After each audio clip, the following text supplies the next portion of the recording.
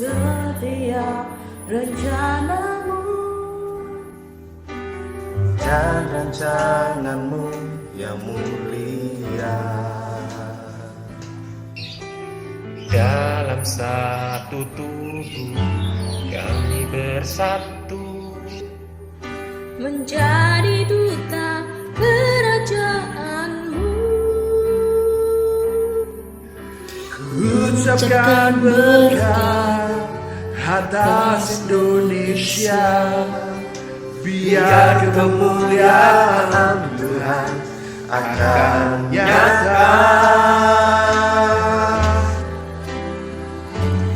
Bagi bangsa ini kami berdiri dan membawa doa kami kepadamu. Sesuatu yang besar pasti terjadi dan mengubahkan negeri kami. Ada namamu Tuhan ditinggikan atas seluruh bumi.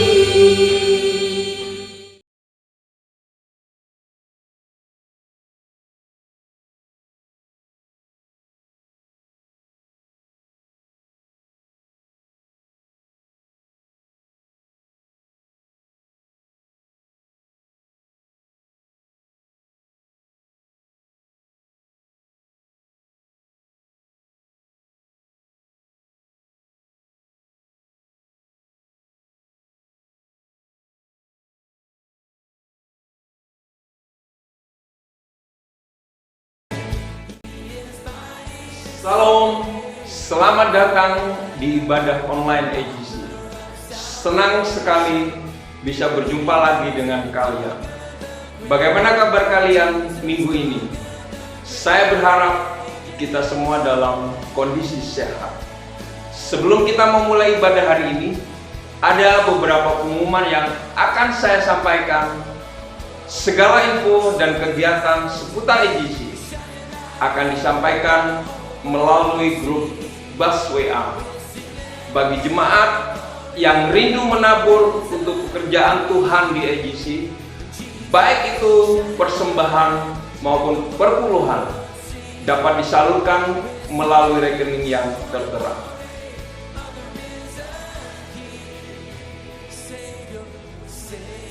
Sekarang mari kita siapkan diri kita.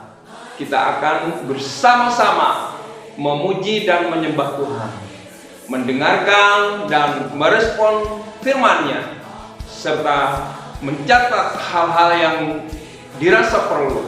Saya yakin dan percaya hari ini akan menjadi berkat yang luar biasa bagi saya, Anda semua. Kalau Anda berkenan, bagikan juga link ibadah online kita ini agar semakin banyak orang yang diberkati. Selamat beribadah. Tuhan Yesus memberkati. Haleluya, terpujilah namamu Tuhan sampai selama-lamanya. Haleluya.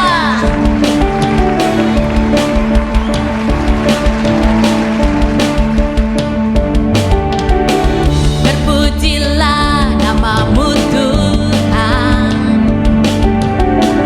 kuat dan penuh kemuliaan.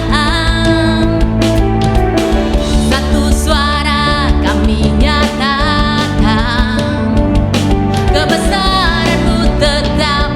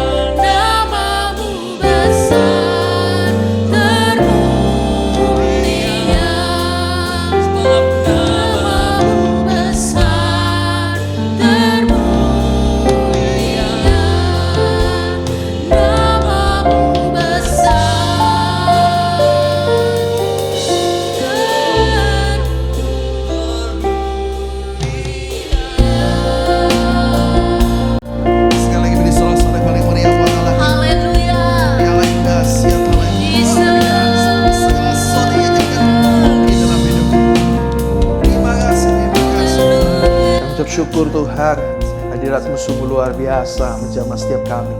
Kami percaya ini adalah ibadah yang diberkati, ibadah yang luar biasa. Dan setelah kami mendengar firman Tuhan, kembali Roh Kudus berikan kami roh hikmat, roh wahyu, roh pengenalan akan Engkau. Sehingga kami boleh mengerti apa yang Tuhan mau dalam kehidupan kami. Dan kami percaya firman-Mu adalah sebuah jawaban, menjadi terobosan dalam kehidupan kami. Terima kasih. Kami siap mendengar firman Tuhan. Di dalam nama Tuhan Yesus kami syukur dan berdoa. Yang percaya katakan haleluya. Amin.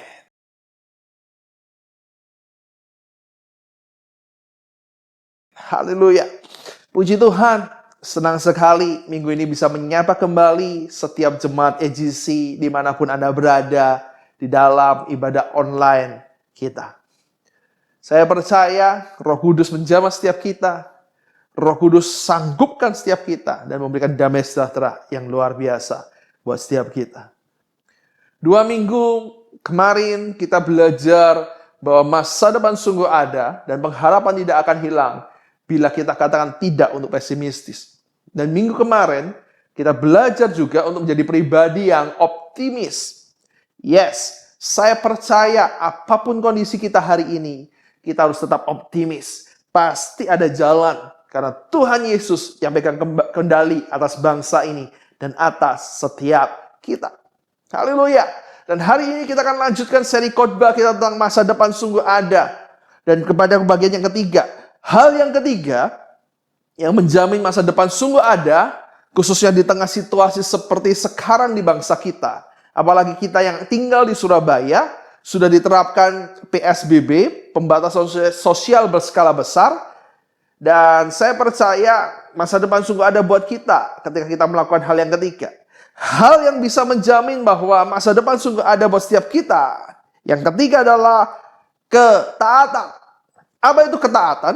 Ketaatan adalah kepatuhan dan kesetiaan kepada Tuhan, kepatuhan kepada norma atau peraturan, dan otoritas di atas kita. Bisa orang tua, bisa pemimpin.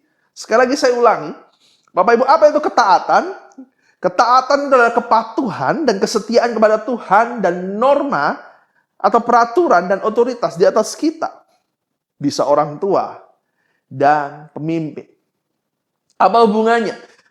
Anda perlu tahu Bapak Ibu, ketaatan adalah pondasi awal atau pembelajaran yang pertama yang diberikan Bapa di surga kepada manusia. Kepada Adam lebih tepatnya.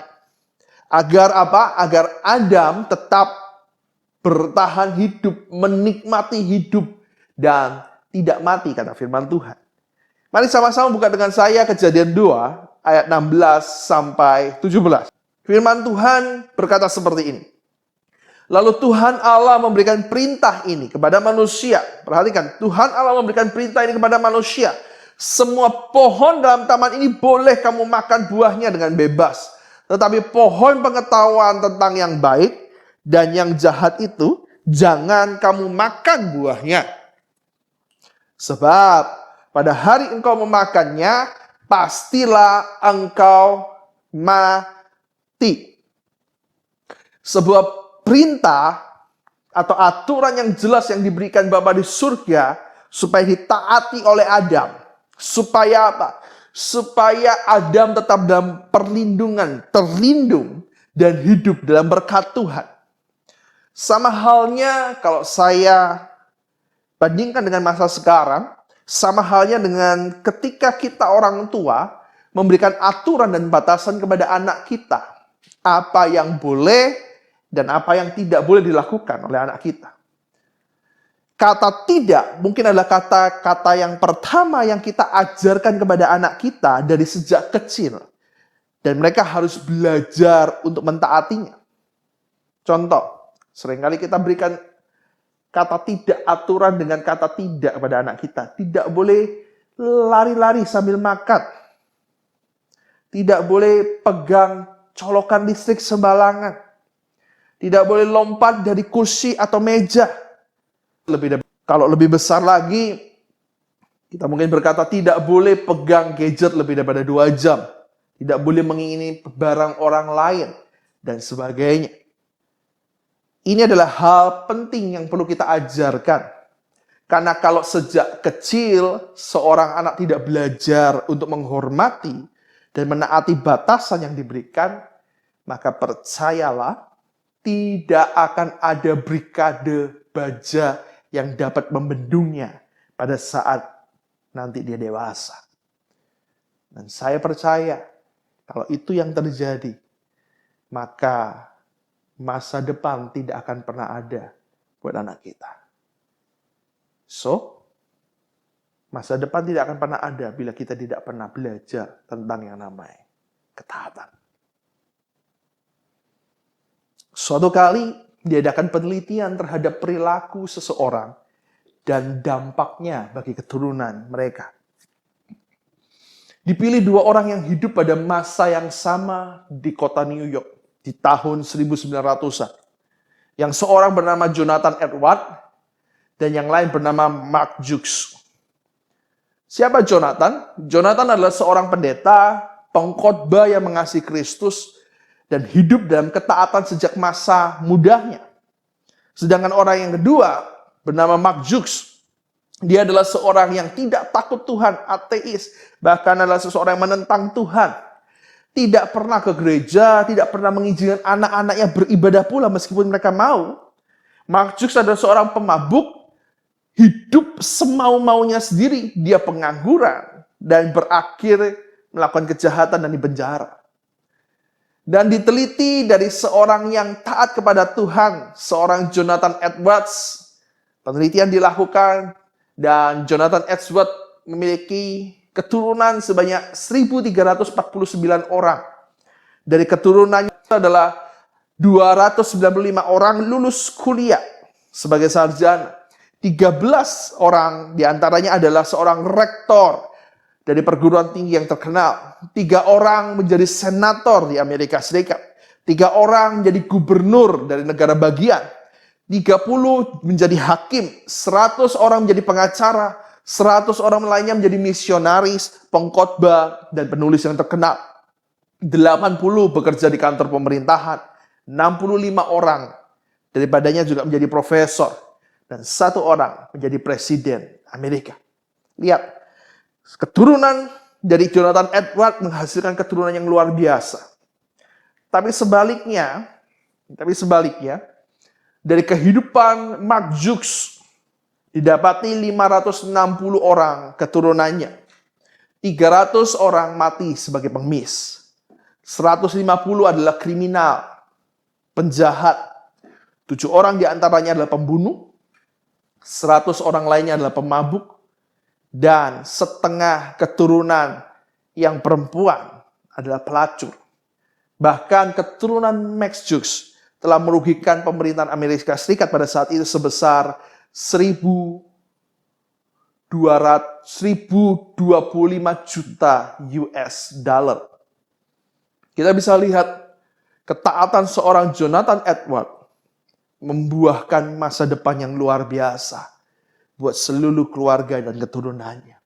Tapi sebaliknya, ketidaktaatan dari Mark Jukes membawa kemalangan bagi dia dan keturunannya. So, yang menjamin bahwa masa depan akan ada buat setiap kita adalah sebuah ketaatan. Itulah sebabnya penting sekali kita belajar tentang ketaatan. Bila Anda rindu sebuah masa depan yang penuh pengharapan, maka kita harus melatih diri kita untuk terus belajar taat mulai saat ini. Bahkan mulai hari ini, waktu Anda mendengar khotbah ini.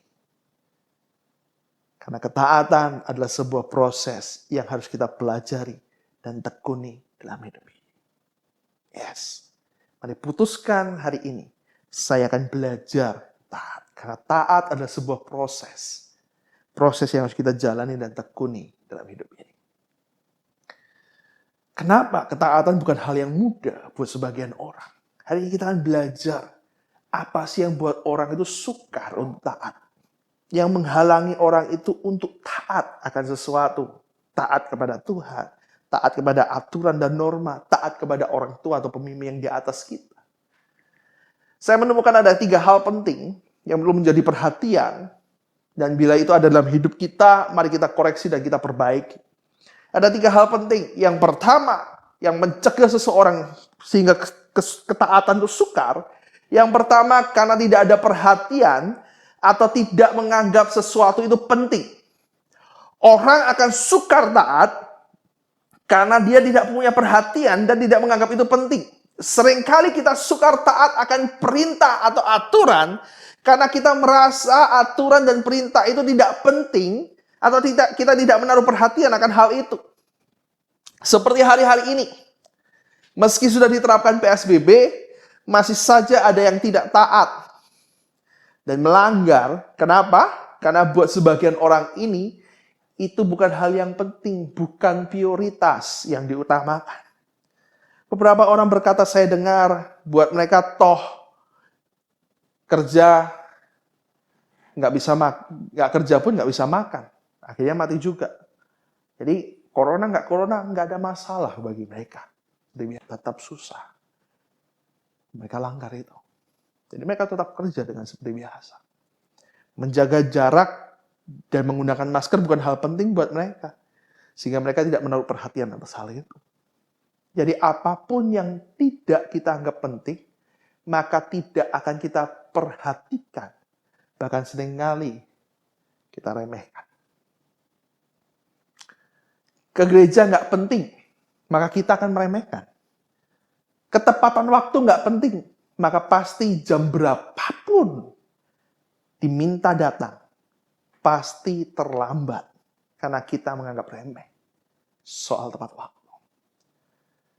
Kalau naik mobil, seatbelt itu tidak penting, maka tidak akan pernah kita pakai kecuali ada pemeriksaan. Apapun pesan dari orang yang tidak kita anggap penting, maka itu pasti kita cenderung abaikan. Atau sangat mudah kita untuk lupakan. Begitu juga terhadap orang tua dan pemimpin kita, baik di gereja, baik di pemerintahan, dan termasuk terhadap firman Tuhan. Segala sesuatu yang tidak kita anggap penting, maka tidak akan ada ketaatan di dalamnya. Penting itu bisa bermacam-macam bentuknya. Ada yang karena kebutuhan kita, ada yang karena penghormatan kita terhadap seseorang, atau bahkan supaya kita tidak dihukum dan harus membayar denda karenanya. So, mari pertanyakan, pikirkan lagi dalam hidup kita. Apakah Tuhan itu penting buat Anda? Apakah ke gereja atau berkomsel itu penting buat Anda? Apakah ketepatan waktu itu penting buat Anda? Apakah kesehatanmu itu penting buatmu? Apakah nasihat atau larangan orang tua itu penting buat hidup Anda? Dan apakah bahu-membahu untuk memutus penyebaran COVID-19 ini juga penting buat Anda? Saya percaya kalau hal-hal yang tadi saya sebutkan itu penting, maka Anda akan taat karenanya. Kalau belum ada ketaatan, berarti belum atau bahkan tidak penting buat hidup. So, mari buat pertanyaan itu. Jauh di hidup Anda. Kenapa kita seringkali melanggar? Karena seringkali ada banyak hal yang kita tidak anggap penting. Perintah orang itu bukan sesuatu yang penting buat kita. Yang pertama, kalau Anda anggap penting, maka ketaatan itu akan muncul dari hidupmu. Itu hal yang pertama. Hal yang kedua, kenapa seringkali orang sukar dalam ketaatan? Orang sukar dalam ketaatan, hal yang kedua adalah karena tidak adanya kedewasaan. Kedewasaan seseorang menentukan ketaatannya juga. Seringkali ketaatan kita hanya sebatas karena takut mendapat hukuman atau sanksi. Artinya, kita menjadi taat aturan supaya diri kita tidak dirugikan. Dengan kata lain, itu hanya berhenti buat diri kita. Sedangkan kita dikatakan dewasa bila kita berhenti memikirkan diri sendiri dan mulai mengambil tanggung jawab dengan memikirkan kepentingan orang lain. Itu dewasa. Dan ketidakdewasaan dalam ketaatan yang sering kali kita temuin. Ini yang sering kali saya temuin. Ketidakdewasaan dalam ketaatan, yaitu yang pertama ini. Ketaatan karena takut dihukum. Karena takut diberi sanksi. Coba perhatikan. Yang sering naik motor sekarang. hari-hari ini mulai taat saya lihat. Kenapa? Bila di lampu merah, sekarang udah mulai jarang saya temuin orang-orang itu melewati zebra cross. Garis. Kenapa? Karena ada CCTV dan ada sanksi tilang elektronik. Ketaatannya dimulai dengan takut dihukum. Belum dewasa. Taat yang lain. Taat bila kebanyakan orang juga melakukan. Kita seringkali taat kalau orang lain juga melakukan. Kalau enggak, kita juga enggak melakukannya. Kenapa? Karena kita takut rugi bila kita sendirian. Seringkali kita berkata, toh yang lain juga melanggar aturan, bukan saya sendiri. Toh yang lain juga enggak tepat waktu. Kita telat sedikit lah, enggak apa-apa. Kita ngerasa, buat apa kita taat? Toh yang lain juga tidak mendukung. Itu adalah ketaatan yang hanya kita lakukan kalau orang lain kita melakukan bersama-sama dan itu belum dewasa. Selanjutnya, ketaatan yang berdiri di tepi aturan. Apa ini? Seringkali kita gini, kita taat tapi bila ada kesempatan melanggar, kita akan ambil itu dengan dalil apa? Sesekali kan nggak apa-apa. Ini kan mendesak. Nggak apa-apa, lebih dikit aja kok. Contoh, kalau ada polisi, baru taat pakai seatbelt. Kalau tidak, ya enggak. Mungkin beberapa dari kita berkata, terlambat, enggak ada masalah. Toh cuma 5 menit, 10 menit. Enggak ada masalah. Toh dilarangnya kan di sana, bukan di sini. Toh hanya sesekali. Lihat, kita seringkali menaruh diri kita taatnya tapi di garis. Kadang-kadang bila ada kesempatan, kita akan melanggar. Itu belum dewasa dalam ketaatan. Bapak Ibu, kalau tidak ada kedewasaan dalam ketaatan, atau kesadaran bahwa kita taat bukan hanya untuk menyelamatkan diri sendiri, tapi juga kita taat itu untuk menyelamatkan orang lain atau kelangsungan hidup yang lain, maka yang ada hanya kemalangan. Saya lihat berita beberapa hari yang lalu, bahwa beberapa minggu yang lalu, sudah ada larangan bahwa berkumpul orang banyak itu tidak boleh, beribadah banyak nggak boleh, pesta juga nggak boleh, nikahan juga nggak boleh, dan sebagainya tentang larangan berkumpul. Tapi seorang ibu di Jawa Tengah nekat, karena ada larangan itu dia tetap nekat nyewa bus untuk membawa beberapa orang ke pernikahan koleganya di Jakarta. Dan apa yang terjadi? Sepulang dari acara di Jakarta itu, ibu ini dinyatakan positif mengidap COVID-19, corona. Dan beberapa orang juga terpapar, orang-orang yang berinteraksi dengan dia akhirnya terpapar. Lihat, ketidaktaatan ibu ini menyebabkan kerugian buat banyak orang. Contoh lain, ketika kecelakaan yang terjadi. Karena ketidaktaatan seseorang, mungkin ugal-ugalan, mungkin kebut-kebutan. Tapi yang dia bahayakan, yang dia rugiin bukan hanya dirinya sendiri, tapi orang-orang yang sekitar juga kena. Perhatikan Bapak Ibu. Kemalangan kadangkala adalah manifest konsekuensi atau akibat daripada ketidaktaatan kita. Dan itu bukan hukuman dari Tuhan. Sebuah perkataan yang luar biasa, perhatikan. Seringkali kemalangan itu adalah manifest konsekuensi atau akibat daripada ketidaktaatan kita dan bukan hukuman dari Tuhan. So kalau kita lihat hari-hari ini, negara-negara yang berhasil memutuskan penyebaran dan dinyatakan bebas dari COVID-19. Vietnam, Cina. Kalau Anda lihat, itu adalah negara yang penduduknya memiliki kedewasaan dalam ketaatan. Penduduknya mengikuti setiap himbauan dan aturan dari pemerintahnya. Dan saya percaya negara kita juga sudah melakukan hal yang terbaik dengan PSBB dan bukannya lockdown. Tapi toh, bila tidak ada kedewasaan dalam ketaatan, maka tetap saja kita akan berusaha melanggar. Karena beberapa orang berkata, toh tidak ada sanksi. Atau mungkin beberapa berusaha berdiri di tepian, bukan malah sadar. Baru saja kemarin kita dengar di berita bahwa di daerah Rungkut, pabrik rokok terbesar terpaksa ditutup dan 200 karyawannya dinyatakan PDP. Dikarenakan apa?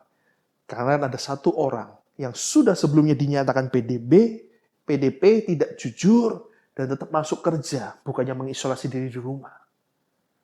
Dan akhirnya dia menularin semua. Semua disebabkan karena ketidakdewasaan dalam ketaatan. Hanya memikirkan dirinya sendiri. Mungkin alasannya butuh makan. Setiap kita butuh makan. Tapi ingat, ketika Anda dewasa, Anda gak hanya memikirkan diri Anda, kepentinganmu. Tapi kemalangan, karena ketidaktaatan, itu bisa berakibat juga mencelakai orang lain atau keluarga. Kedewasaan dalam ketaatan membawa masa depan buat kita dan orang lain. Mari sama-sama kita taati peraturan yang ada. Hari-hari ini PSBB, mari taati. Pakai masker waktu keluar rumah. Seringlah cuci tangan. Kalau sakit jangan kerja. Dan yang terakhir, peraturan jangan mudik. Saya percaya bila kita taat, maka pandemi ini akan cepat berakhir. Yes, saya percaya. Mari miliki kedewasaan dan ketaatan. Karena kita sadar, bukan hanya kepentingan kita, tapi kita juga memikirkan untuk kepentingan orang lain. Dan yang ketiga, apa yang membuat orang itu sukar untuk taat? Kalau yang pertama tadi kita belajar, kita suka karena taat, karena kita nggak menganggap itu penting. Yang kedua, karena tidak ada kedewasaan dalam ketaatan. Dan yang ketiga, orang sukar untuk taat karena sebenarnya mereka kurang percaya kepada rancangan Tuhan. Ada sebuah video yang kita akan lihat sebentar lagi. Ini akan menggambarkan kondisi yang luar biasa. Mari kita tonton videonya.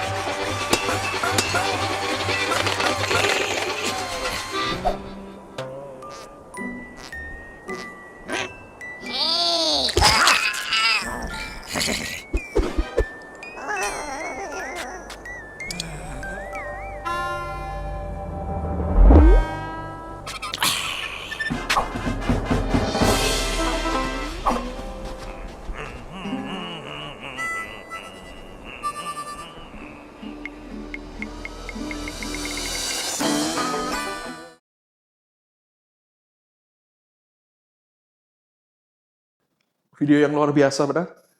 Bapak Ibu, seringkali kita kayak yang di video itu.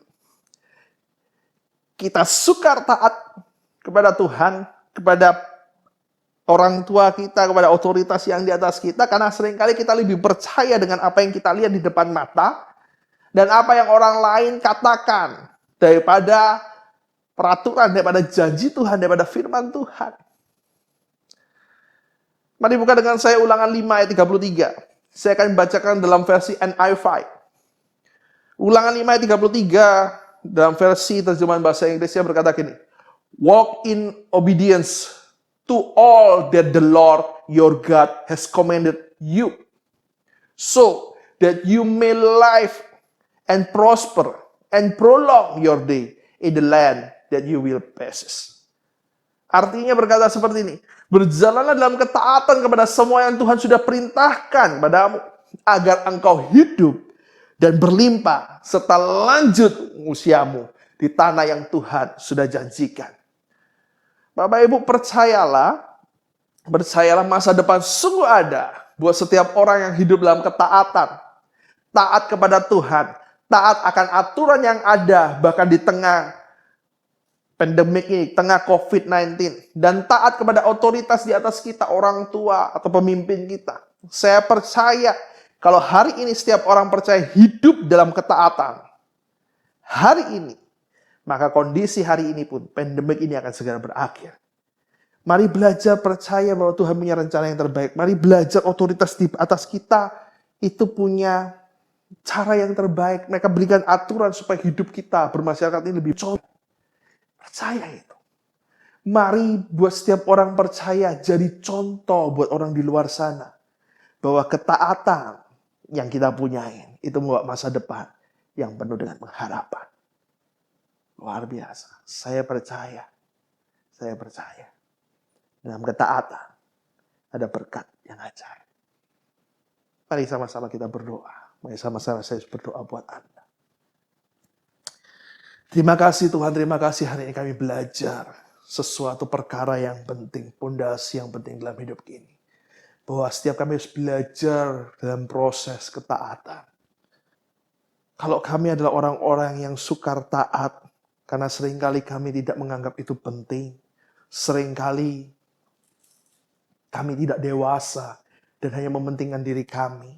Seringkali kami kurang percaya akan rancangan-Mu. Mari Roh Kudus ampuni kami. Mari Roh Kudus berikan kekuatan buat kami. Sehingga kami boleh menjadi contoh pribadi yang taat. Karena kami percaya ketaatan akan membawa masa depan yang sungguh luar biasa, bukan hanya buat kami, tapi buat setiap keturunan kami. Karena ketaatan adalah sebuah teladan yang bisa ditransferkan, yang bisa mereka lihat. Dan biar itu ditemukan dalam hidup kami, karena kami rindu masa depan setiap kami sungguh ada dan luar biasa. Dan setelah lagi kami akan berdoa syafaat buat bangsa ini. Saya percaya Roh Kudus Tuhan tetap pegang kendali. Terima kasih Tuhan, terima kasih. Kami ucap syukur, kami berdoa di dalam nama Tuhan Yesus. Haleluya. Bapak kami yang di dalam surga, kami sembah dalam nama Tuhan Yesus Kristus. Kami mau berdoa sepakat seia sekata kepada Engkau. Tuhan, negara kami Indonesia, saat ini kami berduka karena ada virus corona. Tapi Bapak, kami percaya Engkau adalah satu-satunya jalan dan satu-satunya yang kami harapkan. Kami hanya mengandalkan Engkau. Kami bersama Engkau. Kami pasti Tuhan, Kau berikan kami damai sejahtera dan sukacita. Tuhan, kami percaya tidak lama lagi Kau akan Tuhan semua singkirkan virus-virus itu di negara kami Indonesia. Tuhan, anugerah-Mu, kasih-Mu tidak berkesudahan bagi kami. Bahkan kami saat ini sudah merasakan. Kami tidak selalu mengatakan corona, tapi kami mau besar-besarkan nama-Mu. Di dalam nama Tuhan Yesus, Kau lebih besar dari semuanya. Terima kasih Tuhan, terima kasih Yesus, terima kasih Roh Kudus.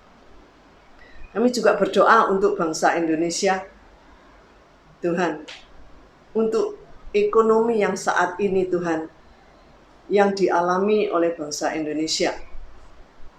Kami tahu Tuhan, karena kami tidak leluasa untuk seperti biasanya Tuhan bekerja di dunia ini.